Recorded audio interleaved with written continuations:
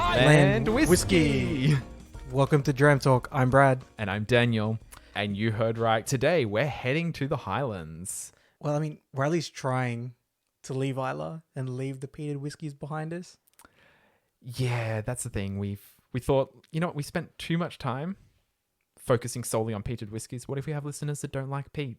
What if they're like, come on guys, we want to hear what else Scotch has to offer because we know there's more. You've told us there's more. So yeah, we listened to what the people wanted. We went to the Highlands and we're looking at the Loch Lomond distillery today. So we have 3 drams we're going to be looking at. I know we listened, but I think we listened too well because these 3 drams here, they do feature peat. Yep. Every single one of them is influenced by peat. So I was like, yeah, sure. Like, we left Isla. We ventured to the mainland of Scotland, but that peat's still embedded in our clothes. Yeah, it's we just packed our pockets full of it. Yeah, pocket full of peat. Pocket full of peat. Yeah, and I mean, like, the Highlands is probably the largest region, like, by, like, land size in Scotland. And so you're bound to find quite diverse expressions, whether you're closer to the Speyside side or you're closer to the island and coastal side. So you do expect to see kind of a really diverse range of flavors. We just, almost by accident, chose a distillery that has 3 expressions that are all influenced by peat. Yeah, you could almost say we drew the peat straw. Yeah. Okay, so let's go a little bit more into this distillery and what we're going to be looking at. The 3 drams we have on the table today are all from Loch Lomond Distillery. Yep. We've got the Loch Lomond Original, the Loch Lomond 12-year-old, and the Loch Lomond Inchmoan, which I received as part of the Whisky Club. That was one of the, I think it was February 2020. That was the Whisky of the Month, and it's the Whisky Club Members Edition. If you receive the Inchmoan from the Whisky Club, or if you enjoy our reviews of it and you're kind of stressing, not sure if you're going to be able to get your hands on another bottle, it does appear that they've actually introduced this into their core range. They've had a rebranding because from what I could tell, the Loch Lomond Distillery actually changed hands in about June 2019. And so the new company has done some rebranding, rebottling, and introduced a couple of different expressions to their 12-year-olds. So they've got the standard 12, they've got the Inchmoan, which is what we've got here through the Whisky Club, and then they've also got the Inchmoan, just to have another name that sounds super similar. But the Inchmoan that's in their now core range, like even just reading the tasting notes on their website, it seems to carry the same characteristics on the nose and palate to the Inchmoan from the Whisky Club. So I'm just wondering whether the Inchmoan that's in their now core range, whether that has kept that integrity bottling or if they've maybe adjusted it to keep it in line with their other bottles. Yeah, that'd actually be pretty interesting to see. So I guess before we get into the actual drams themselves here, we'll give like a little bit of a history about Loch Lomond. Yeah, so the original site for the actual distillery itself opened in 1814 at the north end of Loch Lomond. So, you know, the distillery takes its name after Never would have guessed. Yeah, after the loch from which they draw their water from, yep. I assume. Then, I guess, due to little to no record keeping at that time, there's actually no actual confirmed date as to when the distillery stopped operating. But the Loch Lomond we know today, part of it, was opened in 1964 by the Little Mill Distilling Company, and their first distillation occurred in 1966.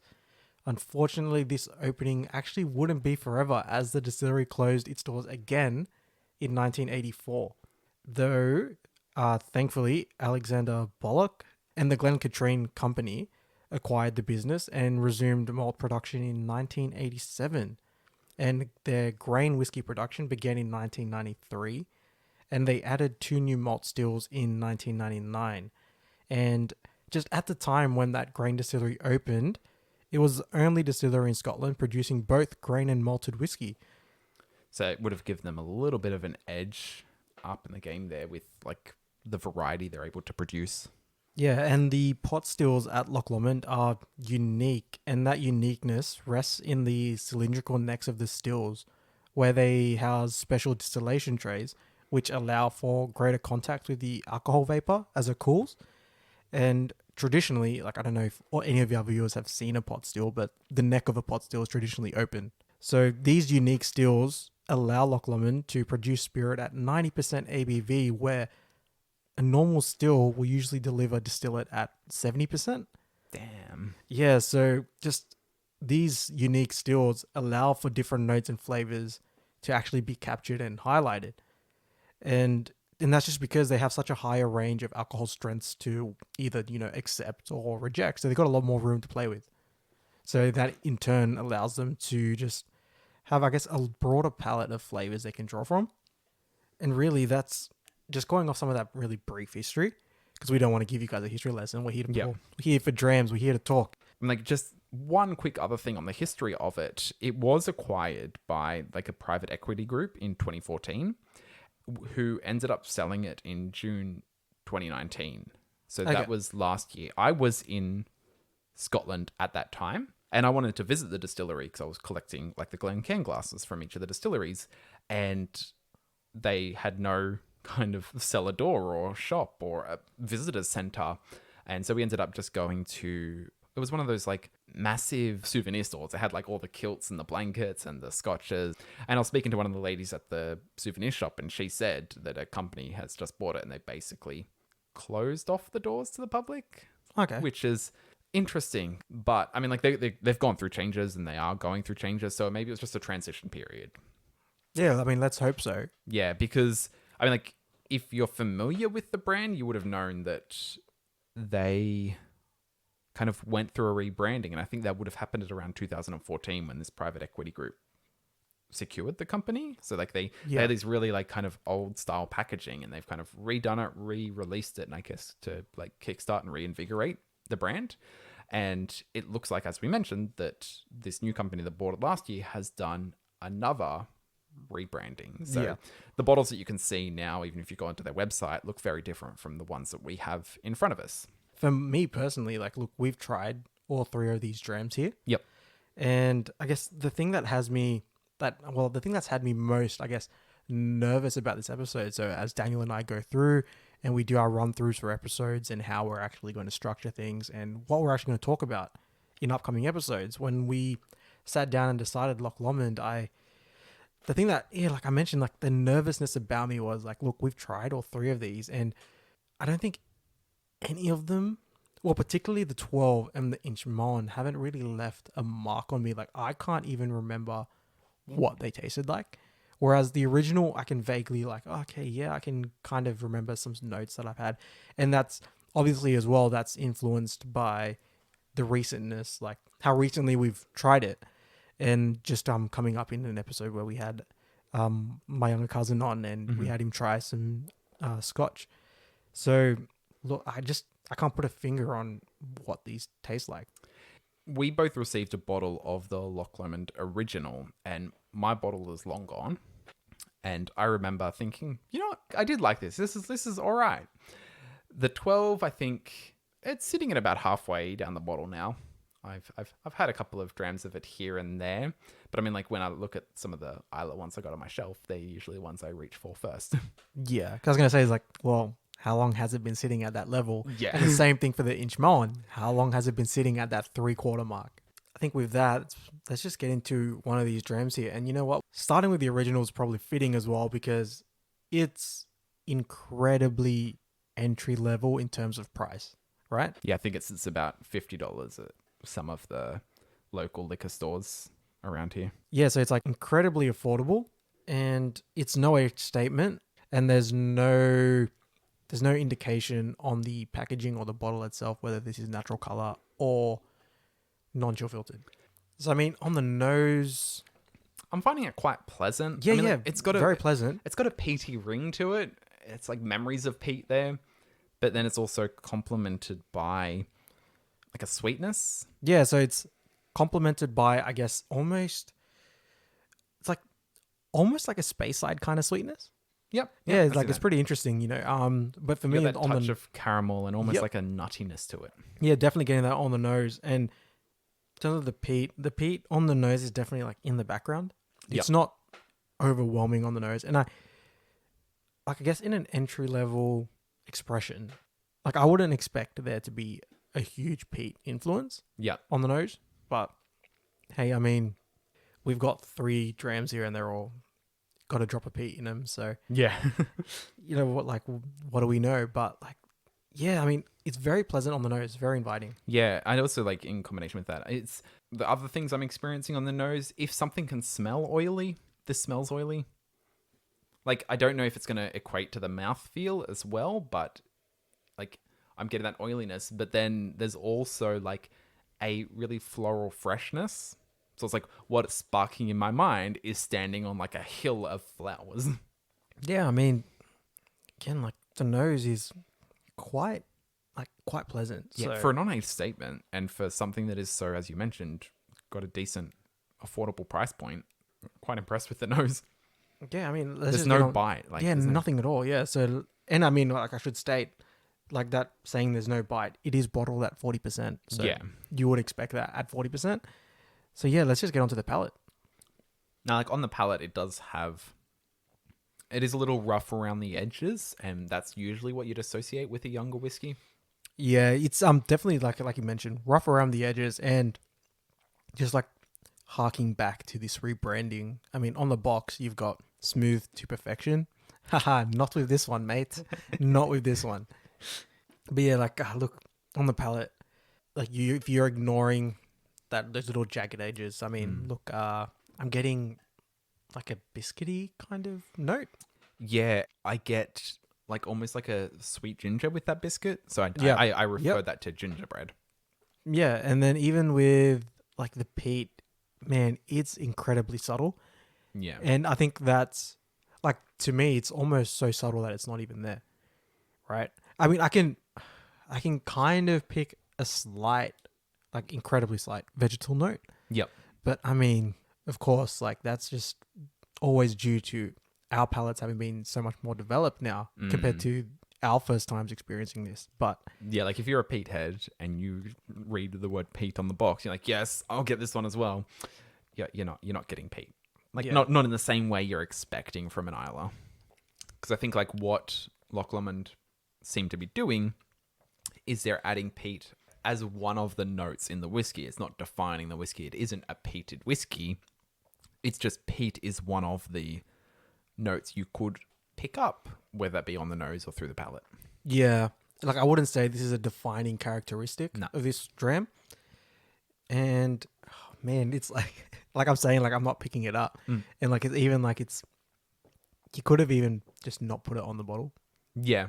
I would have gone through my dram and I would have been like, oh mate, is there a bit of peat in that? And then maybe I would have just glanced over it. But the fact that they've gone and said, you know, you've got a smokiness and peat there. You kind of It's go like, looking so for it. I'm looking for it, and then I'm really like, I mean, no pun intended. I'm really having to dig Mm-hmm. for the peat, you know. So, man, and like if I'm going onto the finish as well, it's a very short finish. It does not coat the palate, and I get like a little bit of like a coffee bean kind of flavor. Okay, that's interesting. Yeah, Yeah. I'm getting like a cooked biscuit. Okay, if I'm trying to look at this from a different perspective, I can say it's like I'd say my enjoyment of this is okay at the moment. Yeah. Like, it's just middle of the road. Like, I think this is a safe bottle to buy. Like, if Yeah. I was looking Yeah. at buying a bottle for a party, whether I was hosting or going to, this is one that I could quite easily sit down and drink neat. And because it is so cheap, people could mix it with drinks and you wouldn't really care. Yeah, and I think what we're finding as well is like when we're saying like even like when Daniel and I are saying like, look, this is so easy to drink.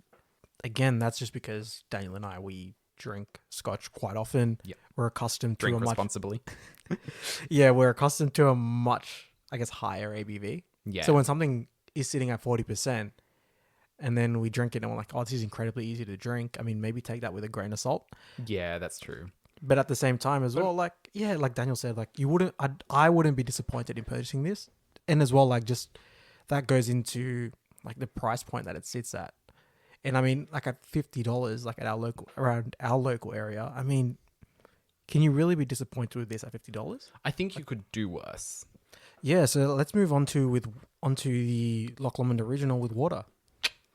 Now, only adding a little bit just because it is sitting at 40%. And I've also got not very much left in my glass. Yeah. I didn't have much left either, and I think did I not have much left just because I mean it was so easy to drink. Like Yeah. it was almost just. I mean, But it could like, also be first dram in the show. yeah, it's probably that. Just haven't had a dram in a while, but yeah, like I was like, oh well, this is just kind of like water, so I'm just drinking it as if it's water. But hey, I was gonna say the nose hasn't changed much. No, it hasn't. But if anything, I don't know, it's weird, but I like what I'm getting on the nose is almost like dusty. Like Okay, desert, sandy, yeah. dusty. More like how you'd picture us standing in the street in the Wild West. Yeah, it's It's like kind of Yeah, incorporating it's drams almost- in words here, but like that's just almost got like a bourbony oakiness to it, like a bourbony Yeah. oaky note to it. Really interesting, but as well, it's like slight disappointment where you're like, oh well, water hasn't changed this barely, like at all. no. I think like if anything, it's probably just I don't know. Like it plays with different flavors differently. So I think when it comes to the nose, like the nuttiness that I was picking up earlier could probably draw that towards a walnut now. I'm like, I just know like from cooking with walnut, when you crush it up in your fingers and you get like, yeah, the oil from the walnuts as you crush it up, that's what is coming across here. Yeah, like on the palate, you can immediately tell it's been watered down or Yep. diluted. You can Mhm. immediately tell, and I guess that just goes to like, do I say like the thickness of the dram itself? It's viscosity, is that Yeah, the word? I don't know. Yeah. the yeah, it's not a very viscous dram at all. No. It's very very light, and then that water has just diluted it to an incredible level. Yeah. So I can immediately say I probably wouldn't ever drink this with water. Yeah, like the nice character of that biscuitiness that we had before the water, that's gone. Like you've just poured water over that biscuit and you're like, oh, this is not. I mean, like, I can still tell there's ginger there, but Yeah. like that biscuitiness is no longer present. Yeah, like that. Yeah, like you mentioned, like the biscuitiness is gone, and what you're kind of left with is a very, very muted vegetal note. So you're left with a very just dulled down peat, and you think if you guys can tell from the tone of my voice, it's not that pleasant. So I mean, I finished my dram here. Yeah, even on the finish there, like while it was really short, it was at least somewhat pleasant before the water. Having water after the finish, I did not enjoy that. Yeah, the finish with water, it's almost just non-existent. It's Yeah. just like down the gullet, gone. So far, this is middle of the road. This is just okay. It's like it's the bottle you'd take to a party. It's one you drink because everyone is drinking. Okay, So yeah. you're just adding it to it. You're not sitting down. I mean, like I'd say, you're not sitting down with your friends properly reviewing it. But that's exactly what we're doing right now. Yeah. Wait, I'm not your friend. Purely Whoa, business. wait. No, A little bit too clingy there. yeah, no, Ease look. back. What I even could say, like with this bottle here, is it's almost a daily drinker, Mhm. and but not a daily drinker in the sense that I'm coming back to the bottle daily because I thoroughly enjoy it. I'm coming back to the bottle daily because I don't want to go through everything else on my shelf quicker, Yeah. like that quickly. So I'm gonna go through this bottle first whenever I feel like I want Like you some scotch. alternate. You have Yeah, it's like, like I'll have one of my top shelf ones, then the original. Then another top shelf one, then the original. yeah, or you're like top shelf, original, top shelf, just to kind of, I guess, slow down the Preserve them, pace. yeah. Yeah, just slow down the pace at which you're going through the top shelf, and you just want to, I guess, get some longevity out of that. And at least you still, but like in saying that, you want to get longevity out of the top shelf, but you don't want to go without drinking scotch. I mean, who wants to do that? Sounds like hell. Okay, so let's head on to the 12. Now, this is just a standard 12. I think for even the rebranding, they've kept the standard 12 at the red packaging. Yeah, and I mean, they've kept that smooth to perfection on there. So let's see if it holds up in the 12, right? And if I'm just like looking at the back of the packaging here, so they're stating a deep fruity character. So peach and pear, layered with a vanilla sweetness. And then there's characteristic hints of peat and smoke found in Loch Lomond. Then it's aged in 3 types of casks: bourbon, refill, and recharred. So, I mean, hey, like I mentioned before, does this smooth to perfection hold up? Is this 40%? No, so this is at 46. 46. So I guess immediately on the nose, like it is still really pleasant on the nose, but you can tell there's a bit more of a burn to it. Yeah. And I think what I'm getting more of that burn, or well, not really burn, like on the nose for me, I'm getting a minty kind of note. Okay. Or maybe it's not minty, maybe it's like a bit cinnamon, a cinnamon kind of note. Going off the description on the packaging, I couldn't say I can pick up a creamy vanilla kind of note on the nose. Yeah, I'm not really finding that. Like, I get the fruitiness. There was like a crisp apple, and I mean, power of suggestion, pear as well. Yeah, I'm picking up that cinnamon. I'd agree with you there. I guess where you're saying you're getting that note of like an apple, a green apple, then I'm drawing cinnamon. You'd probably say it's like a baked apple tart. I mean, yeah, potentially, like I can see when you start to combine them. When I immediately picked it up, what I was getting was when you bite into like a really crisp green apple. But then, like as you delve into the notes a little bit more, that becomes a bit more fleshy, and so that's where I was kind of associating that with a pear. Yeah, you can immediately tell it's incredibly more. There's incredibly more substance to the nose compared to the original. I think I'd definitely say that. There's a lot more substance there. There's a lot more complexity. So, like coming from the original, and of course, a higher price point. So, yeah. Let's go into the palate. So the notes of, I guess, like the cinnamon or baking kind of notes that I was drawing before, they almost carry over onto the palate. Yeah, I'd agree. And there's also, would I say it's almost lemon? Potentially. I mean, is a lemon an orchard fruit? Like something, like, I don't know. I mean, like, is it an orchard fruit? I don't know. But I know an apple and a pear are like definitely orchard fruits. So those notes definitely continue onto the palate for me. Yeah, but I'm definitely picking up more of like a baking kind of note. Like those baking spices and the cinnamon, the sugar, they're all there for me, definitely. But the finish is incredibly dry. Yep, yeah. And it's very, like, warming as well. Yeah, it's a very dry finish. It's sweet, but still, like, I'm still not getting vanilla.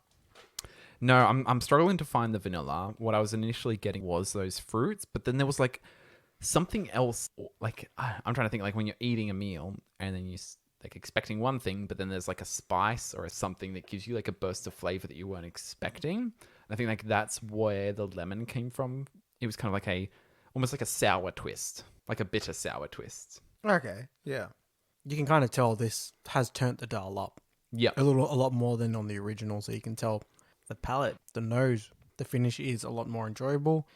But I think what's really interesting as well is, so this peat characteristic, it's normally very common in all of Loch Lomond's whiskies. Mm-hmm.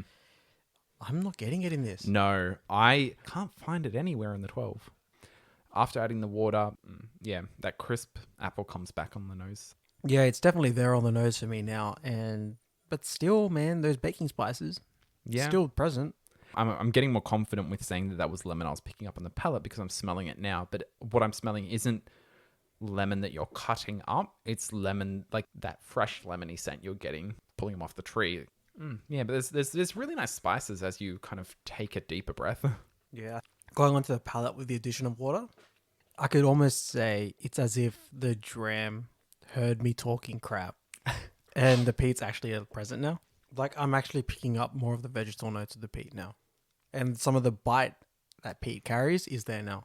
Yeah, as you're saying it, I can I see what you mean. It's not as strong as it's not as obvious as it was in the original. It's definitely not as original as, I guess. But that could just be because the original being a younger one, the peat hasn't really mellowed out, so it's kind of packing a little bit more of a kick. Whereas in the 12, it's had time to kind of find a balance with the other flavors, and then when you add water to it, it kind of sparks it up. Yeah, I mean, I don't know. Like for me on my palate at the moment, though, it's like, like I mentioned, it's like it heard me talking that crap, and it was like, hey, I'm actually here. So yeah, and I think almost in direct contrast with the original, like it's almost, I find it more palatable after adding the water. And I like, whether that's because it's bringing out the peat, and that's kind of where we're leaning towards more. But I think there's like a better balance between the fruits, but then you kind of like hit with like a different souriness that I didn't think was really complemented. It wasn't really working. Like now it's kind of found a even ground between all of those. Yeah, I mean, I'm almost leaning in like in that same camp as you. Like I'm enjoying this a bit more of the water. Yeah, and like it's got a better mouth feel. It's a little bit more creamy. Feels a little bit thicker. I mean, like it's still a very short finish. It still leaves pretty rapidly. And it's still a very dry dram. Yeah. But enjoying this one quite a bit more with the addition of water. Like I don't know about you, but like as I keep going further into the dram, the peat is definitely present. It's kind of, you drink it and then it's like rising up from the back of your throat and kind of coming into your mouth, and you're like, you thought there was no peat here. Yeah, you fool. Yeah, it's like you thought. You underestimate my power. Yeah, like, oh man, thoroughly enjoying this with the water. I mean, I'd almost go and say, Add when water you pour straight your away. dram, drop a teaspoon of water in there, bring up and activate that peat. I mean, so with that, as we're finishing like our drams of the 12 here, going off how we ended drinking the original. If you enjoy peat, add the teaspoon of water straight away. Yep, it brings it down. Because, yeah, if you don't, it's almost like it's not present. Mm. And I think the peat just activates as soon as that water hits it. Okay, so let's go on to the Inchmoan, which is not the one that's part of their core range at the moment. However, it seems like they are releasing this as their core range. Yeah, because when we were looking at their core range and seeing that the Inchmoan was available through that, the nodes, the palette, the finish was all pretty much identical. So I guess you don't have to worry if you don't have this bottle or you weren't a member of the Whisky Club or you opted out. Don't feel like you're not actually going to be able to purchase this one. You're going to still be able to get it, which is pretty good. The only difference I would say, aside from the fact that the bottle I have here is the Whisky Club Members Edition, is that maybe the one that's part of their core range would probably have been coloured to fit in with the 12 and to fit in with the Inchmoan, which are all 12-year-olds. So it would make sense to keep this at a lighter colour when you've coloured the others. Yeah, right. And that might be true to it. So again, we don't have a bottle of the actual core range, so we can't compare it. But yeah, like we've mentioned before in prior episodes, the addition of colouring is mainly just to maintain consistency, if anything. And if you have 3 bottles of the 12 sitting on your shelf, and that's what you offer, and each of those 3 bottles is a different colour, I mean, I'm going to ask questions. I don't know about you guys, but I'm going to ask questions. And also, even just looking at this, like the one I've got sitting here, it's at 48%. I can't actually, even going through their website, I can't see the ABV of their Inchmoan, but like I have found one on a different website. However, it looks like it's a different bottle. So this looks like a special release, but it was sitting at 46. So if you're a member of the Whisky Club and you've got this edition, don't get your hopes up thinking you're going to go out and buy the exact same things. I think they may have adjusted it to fit in line with their core range sitting at that year. Yeah, so like a lot of distilleries give names to their expressions based off either the loch they've drawn the water from, the river they've drawn the water from, or maybe just like characteristics around their distillery. So Inchmoan and Inchmoan, they're both islands that sit in Loch Lomond. Yeah, and I mean, if you're looking at the Inchmoan range, that's, I guess, more light and it's packed with a more fruity character, whereas Inchmoan introduces a variety of peat styles and it's a little more intense. Yeah, and even just going onto the nose of this, like it is much more vividly peated than the others were. So I guess looking at the bottles that we have present in front of us today, Inchmoan, I mean, it's good to see that smooth for perfection or smooth to perfection is gone. Yeah. Right. So, because, I mean, it wasn't really, I wouldn't say it was true to self. They're not hitting the nail on the head with that description. Not with that at all. And just to mention as well, the Inchmoan, can't really recall if we mentioned it before, but non-chill filtered, natural color. So, yeah, as Daniel mentioned before, that Inchmoan range, they're all 12-year-old whiskies. And I mean, our bottle of the Inchmoan here, you can definitely tell natural color. And I mean, as we poured these at the start of the pod, I mean, I looked at Daniel and I said, you can tell this is natural color immediately. Yep. Like, no doubt about it. And even just on the nose, like, you can tell there is a like it is a higher quality to this one. It's a lot more complex. It's a lot more detailed. It's a lot more layered. Yeah, I mean, if I'm like on the nose straight away, I can almost immediately tell I'm going to enjoy this more than the previous two. And there's like a sweet creaminess to it, but that's coming after, as I mentioned at the top. This has clearly got a lot of peat influence in it. It's very vegetal. It's very floral. Yeah, that's really interesting because like I don't get any creaminess at all. For me, I'm immediately picking up the medicinal notes that you'd normally find in Isla. I'm immediately getting those, like that iodine, and I'm almost getting mint. Yep. Right? Yeah. I see Mint's that. really strong, and I'm thoroughly enjoying this on the nose. Because again, these are just kind of the notes that I enjoy. I mean, let's just get into the palate on this one because this one just has me significantly more excited than the previous two. Wow. Yeah. No doubt about it. Yeah, no doubt about the peat in this one. This one's like, hey, you were talking trash about the other two. Let me show you what we're It's about. the big brother that's come in to defend its family. Yeah, and I mean, look, let's just unpack the palette that we're getting here. Black pepper, definitely there. Oh, absolutely. Aniseed, which I'd equate to the licorice, Yeah. really present. It's got that spiciness that peat can bring, where it's just completely warming my palate. Yeah, and like they've said smoked bacon on this. I could see that. I mean, like it's very different from, say, an Ugadal's smoked treacly bacon, but I get where they're coming from. I wouldn't say it's smoked bacon on its own, but there's definitely a peaty smokiness there that is carried on those kind of preserved meats. Like I know on the that's from the tasting notes with the Whiskey Club, right? Yeah. Yeah. So look, from those tasting notes, I wouldn't say I draw a bacony note at all because I drew that from Ugadal, and I can immediately say like, yeah, that's what that is. Yeah. There's none of that, I guess, preserved meat note for me at all. But you can definitely tell this is a peated whiskey. There's the vegetal notes are there, the spiciness is there, the peppery notes are there. It's really interesting, but the peat is almost acting in a way where it's almost got the same kind of bite and kick that a younger Isla would present.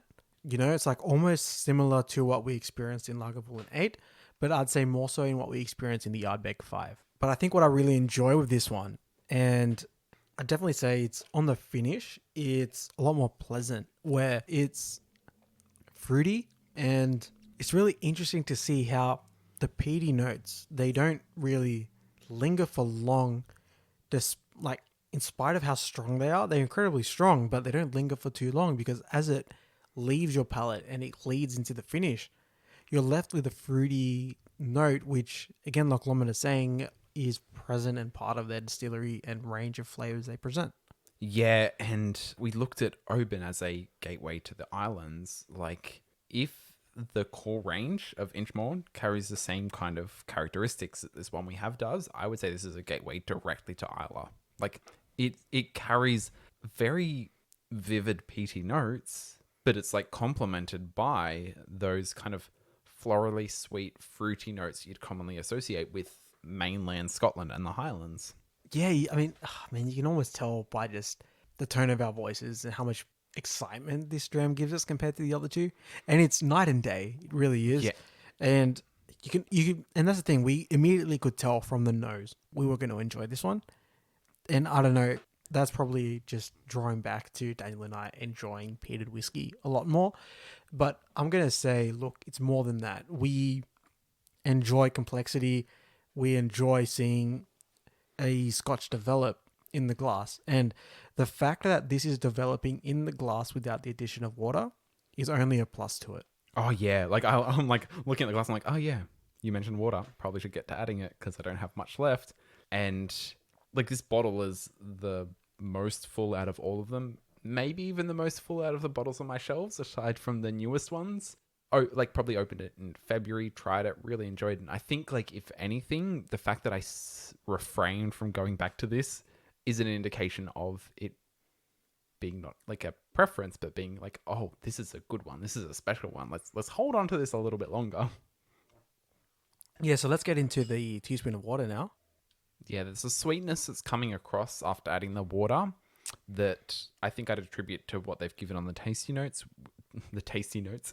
The tasty notes as baked shortbread. I mean, like, possibly they have mentioned creamy butterscotch. I'm not really getting the butterscotch, at least not as vividly as some of the others we've tried. But yeah, I can see the shortbread. I get where they're coming from there. And even like a really fresh vanilla, like probably vanilla bean. Yeah, interesting. Like on the nose, I'm almost unpacking a caramel kind of note. The mint's still pretty present for me. Yeah, like that mint and the floral peat, like the overt peatiness that was present on initially, like that's not as strong, but it is still very florally. It's almost a bit maritime on the nose as well. Like what do you say? Like burnt driftwood? Like Okay. driftwood, yeah? Or like Yeah. yeah. I mean, oh man, let's get onto the palate. So on the palate with the addition of water, you can definitely tell the peat influence is a lot stronger than in the previous 2 drams. That's just due, I guess, to how Isla whiskies react with the addition of water. They kind of kick up a fuss and they kind of come up and they come alive. That's what's happening here as well. Yeah, it's kind of like, so it's like pushing aside a lot of the other flavors that we were experiencing, and like what I was getting from that was like I was getting smoke coming through my nose. Like not as vivid and as overt as a lot of like properly peated whiskies can be, but for a Highland whiskey, like, and in comparison to the other 2 we've already tried, like very present. Yeah, I mean, for a Highland whiskey, like when you're just putting this into context, it's, oh man, I almost said incredible, but it's really something, It really is. And I mean, look, with that addition of water, this is reminding me of Ardbeg. Yeah, I see what you mean. It's got a lot of those, like a lot of similar notes that are carrying across. But then it's not being an Ardbeg. It's got something that is, I don't know if I'd say it's unique to Loch Lomond, but it's some underlying fruitiness that is... Yeah, that you wouldn't find in an Ardbeg or an Isla whiskey. That's usually associated to the Highlands. And I could get like a lemon in there. Like lemon, like when you cut up lemon and you put it in like a jug of water. It's like not like super strong, potent lemon. But the thing with this one, what I'm enjoying so much is that it just makes you want to go back for more. Yeah, I mean, like, I'm just amazed that I've not revisited this more often because it's been sitting on my shelf untouched for months. Yeah, and I mean, with this one, it's kind of like, well, I don't know about Daniel, but I was nervous about going into this episode because I didn't really have a distinct note that I could remember from any of these 3, having had prior experience to them.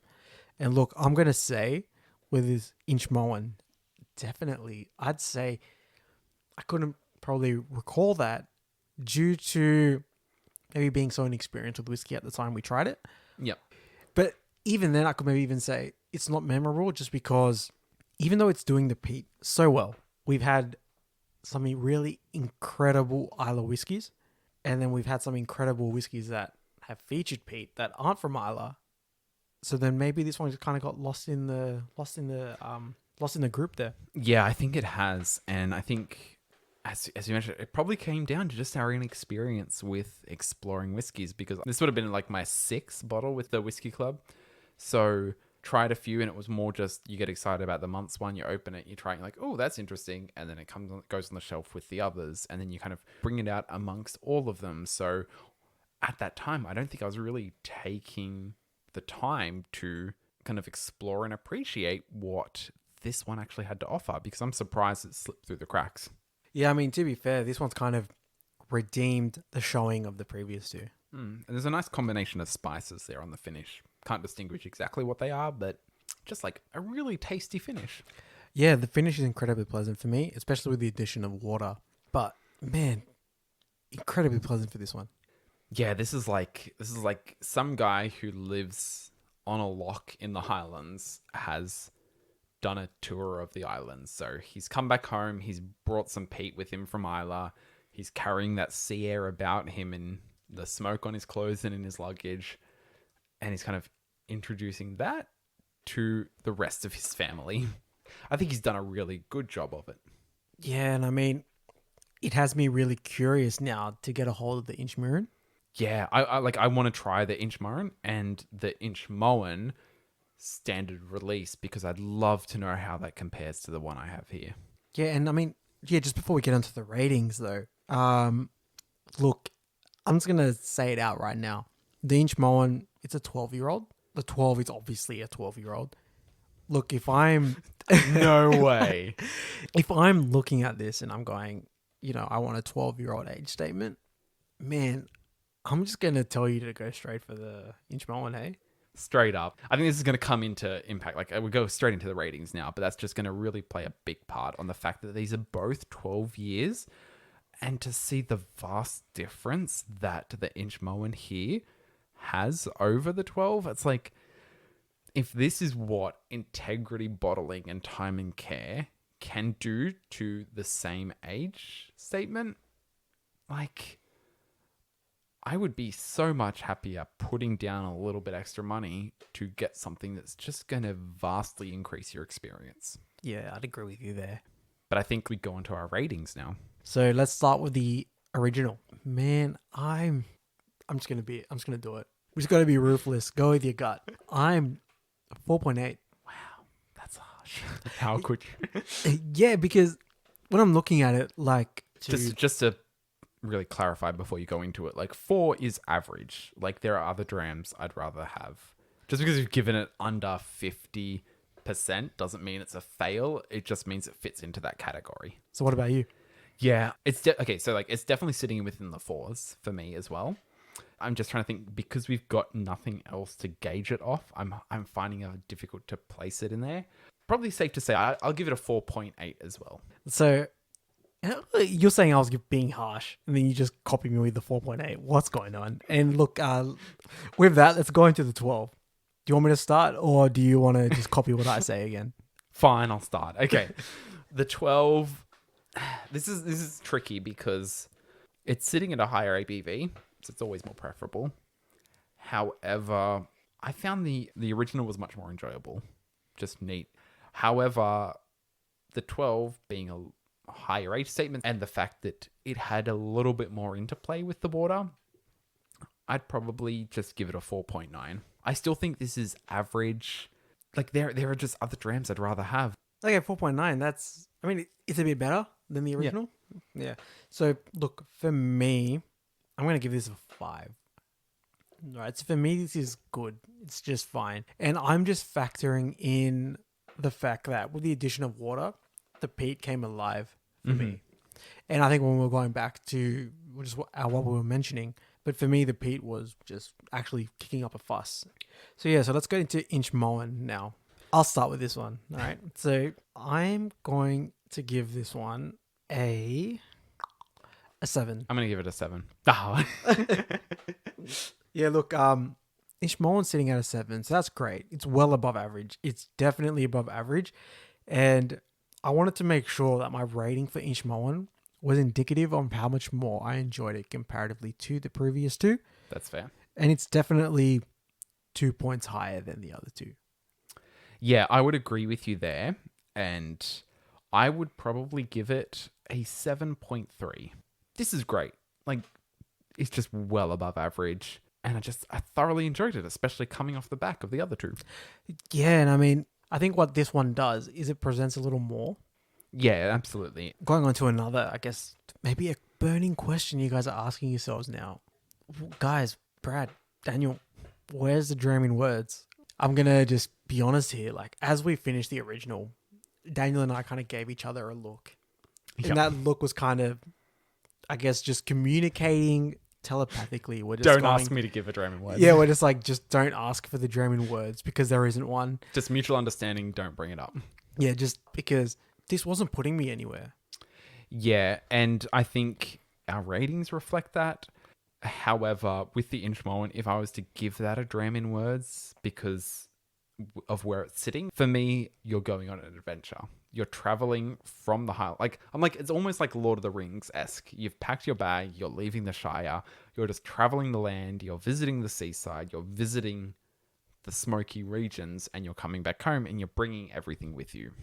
Probably couldn't put the other 2 in a dram in words. They just don't stand out as vivid enough experiences. Yeah, I'd agree with you pretty much wholeheartedly there. Like, yeah, he said the Inchmoan is you're going on an adventure, and all those experiences, everything you've had, they're all just forming your character, and it's all just part of what you've gone through. Yeah.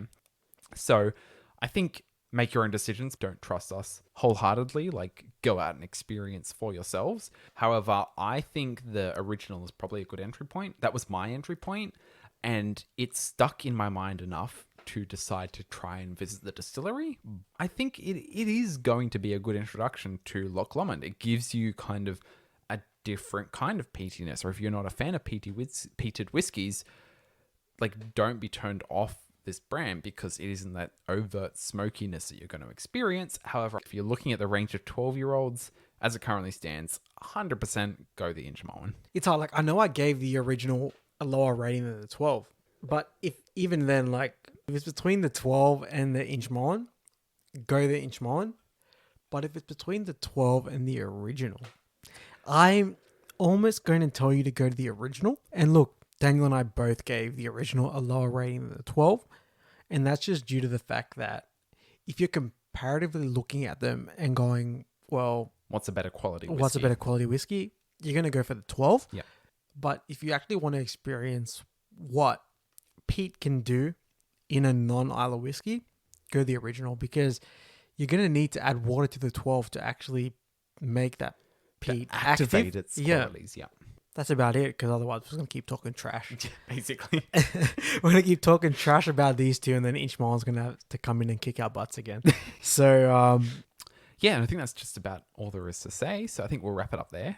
If you've tried the Inchmoan from the Whisky Club and you love it as much as we have, or if you have tried the Inchmoan, let us know what you thought of that and whether that's worth going out and getting. You can contact us through our email at dreamtalk.au@gmail.com or through Instagram at dreamtalkpodcast. With that, ladies and gentlemen, thank you for listening. pour another dram!